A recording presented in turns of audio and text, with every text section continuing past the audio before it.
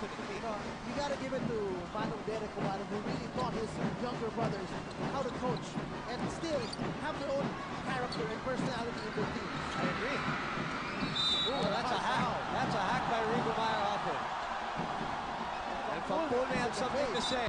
Not in front of the bench. A punch is thrown. A punch is thrown. Not what we wanted to see. Not early in this game, PJ.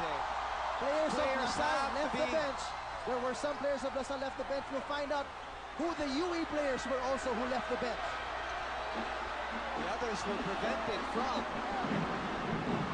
But what's interesting is that after that foul, the referees did not even signal a flagrant or an unsportsmanlike foul. On Rico Meyerhofer, you mean? And Pampulme just did not like it and was in the face of Meyerhofer.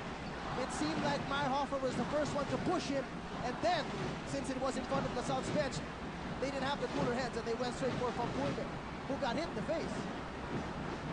Somebody threw a punch there, it's so obvious, and then on your screens, Mark Pampulme. Now this is where that mental fortitude of UE will come into play. Right? You know, but here, let's look at this replay. Let's see the foul of Meyerhofer. Really hard hack on the head. But still, you can say you can argue he went for the ball. You can argue he went for the ball. And he admitted the foul right away. Pampulme was just sticking up for his teammate and wanted something to say. So see, the ref didn't even call a flagrant foul, and maybe they can still argue it wasn't a flagrant foul because he went for the ball. And Pampulme right in his face there. This is probably the best angle to see who from Lasalle threw that punch on Pampulme. Atkins goes at him. Coach France pulls him away. There's Joey Santa Maria. And there is a guy in a... Was that Ferdinand? Cholo? Was it Ferdinand? Somebody with a headband. Somebody with a headband with a punch. Because Coach France and Joey Santa Maria were actually... Right. So one of the bald heads with a headband in the south. So there was Walsham, Brian Elad, and Cholo Villanueva all with headbands. Right. But so they were all off the bench. Yes. So they're thrown out. We couldn't see. No, I'm just saying that those are the possible, because we couldn't see. This is the better angle, maybe to see who got off the bench. No, Cholo is in the ball game, so that cannot be Cholo. Could have been Ferdinand. It could have been Elad. No, that's Ferdinand right there. Maybe Elad. So let's not speculate and see. Let's try to see first. Let's try to see the better angle. So here's the commotion at the 56.6 second mark. And look at Coach France in the middle. Elad on your left side of the corner. It might be him. Oh, there you go. It is Brian Elad. Wow. Inexperience right there. That's what we were talking about. He's clearly off the bench also. And you know, Casio Walsham, who is one of their enforcers, was just there. He didn't even involve himself. But here's the question. It happened in front of the bench of Lasalle. What is your demarcation mark of who leaves the bench? Is it on the court? Was it happen on the corner? Right in the corner near the coolers, where the coolers are stationed for Lasalle. Was there anybody from UE who left the bench? We're all going to try to clear that out, but that was total inexperience. And we were talking about the inexperience of the big man in a big game. In a big game like this. A foul by Rico Meyerhofer. We've seen harder fouls before. So, and it's a playoff hard foul. Exactly. Let's put it that way. It's a playoff hard foul. Coach France was there. Joey Santa Maria was there, but Mangas left the bench. If you call that leaving the bench. But Mangas was trying also. Right. But still, you can't leave the bench. Yes, exactly. You cannot leave the bench as a player. But what constitutes as leaving the bench if you're there?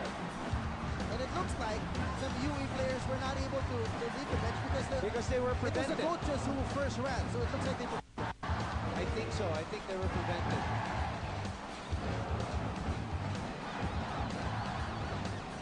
Now this is so unfortunate, DJ.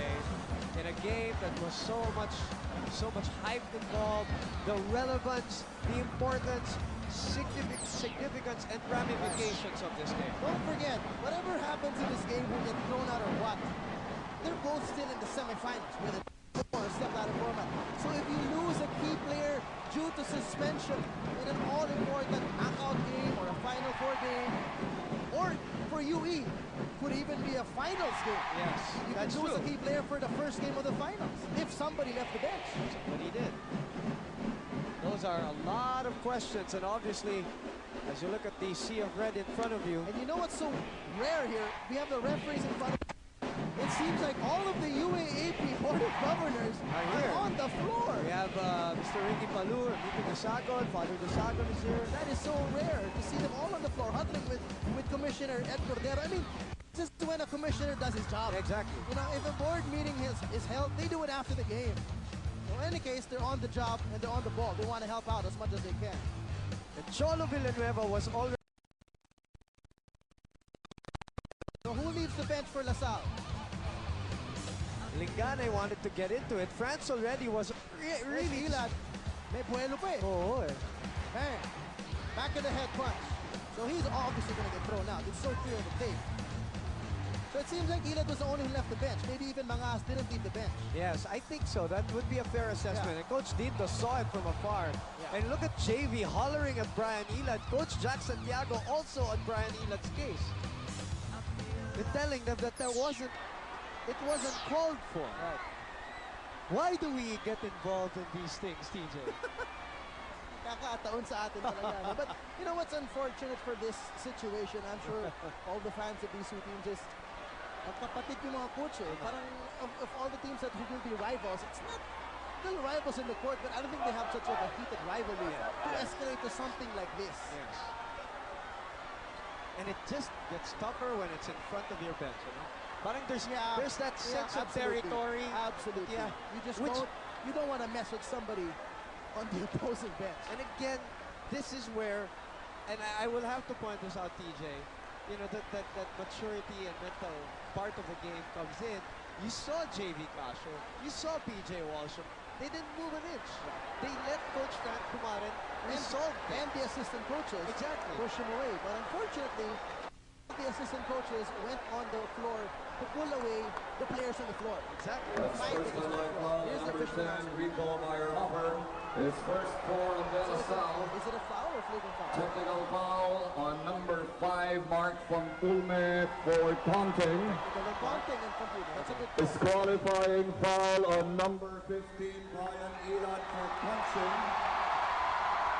And sportsmanlike pa rin dito. Foul on the playing court. So Ilad's out of the game. Technical foul on both benches. Both benches. We will resume with 2 free throws from I really don't know what that's for. Mark, plus the section to the UE. Ilad is The coaching staff, no? The bench of UE, that's why I they're really also... don't know why they want to